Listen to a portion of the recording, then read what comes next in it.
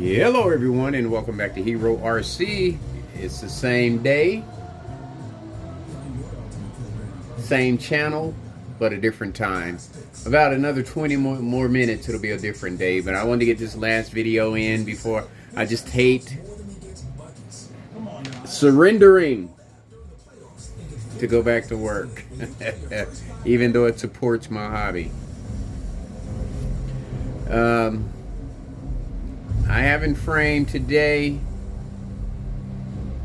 my ultimate hauler. It is going to be my next project. It did so well the other night that it is well deserving of this upgrade. I have 90mm shocks in the rear, the originals in the front. I'm going to put Desert Lizards 100mm all the way around this puppy. Now with that said, I've got to go do 2 days at work, 2 12-hour shifts, but my first day off I will be diving into my yard. My lawn this year just did not come back the way I wanted it to.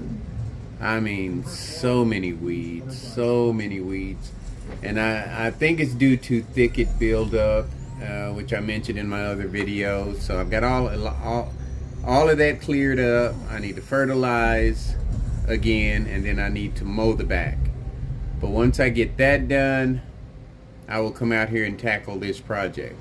So it may not be my very first day off, because, you know, like I say, I work nights, 12-hour shifts. I get off 6-ish in the morning, so of course I have to come home and rest a little bit. Then I'll jump up and dive into my yard. And then if I have enough time, which I probably won't the first day because I'll probably be so tired, and this is not a light project. You have to take all the tires off, take the fenders off, and I'm going sprung with this setup. I'm going to use the heaviest springs that come with the kit, and hopefully that will raise it up a little bit, give it a little more height, and then I could because see, I've got the fender raised up as high as it'll go so that the tires don't rub, but those Desert Lizards keep it nicely sprung. So I figure another millimeter on there will raise it up a little bit more, and then I can well, actually it may not even have to do anything to the fenders, because I got them as high as they can go, and then that'll drop, but that'll give me some more space in here. That's right. But still, I kind of wanted to be able to do some of the obstacles on my trail course.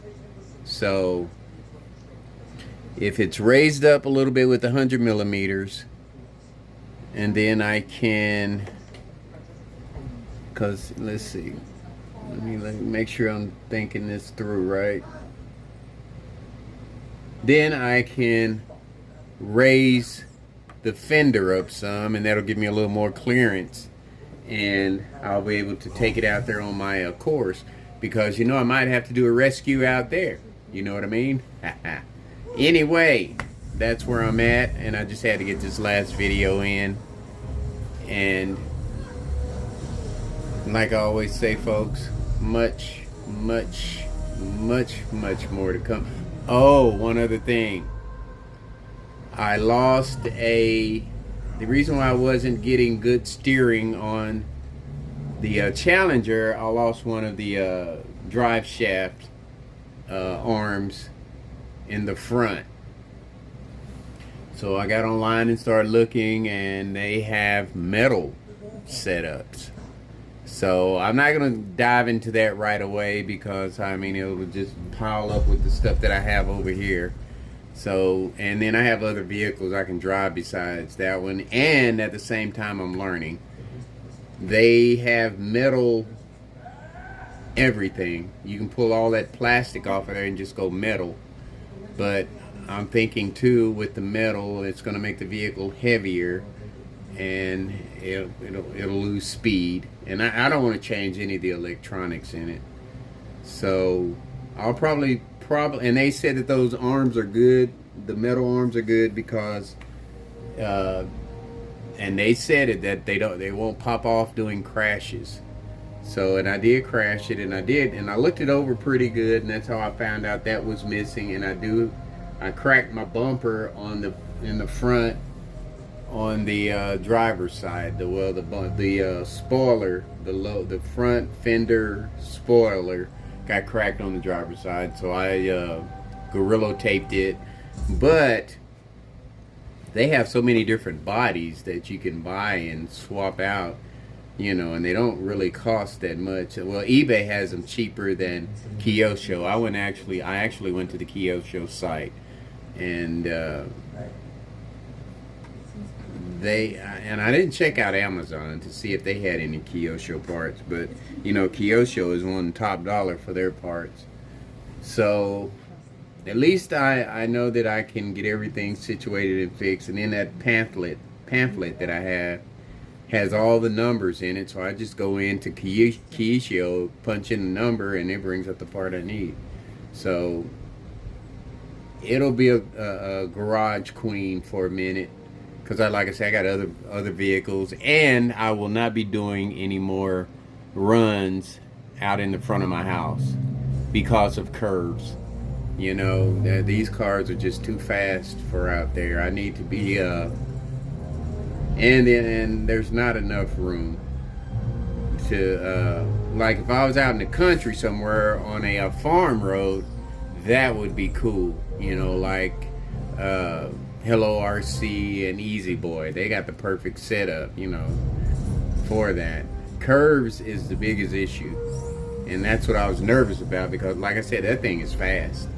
It is fast. I bet it does at least 35 miles an hour, and that is too fast on these streets with curves.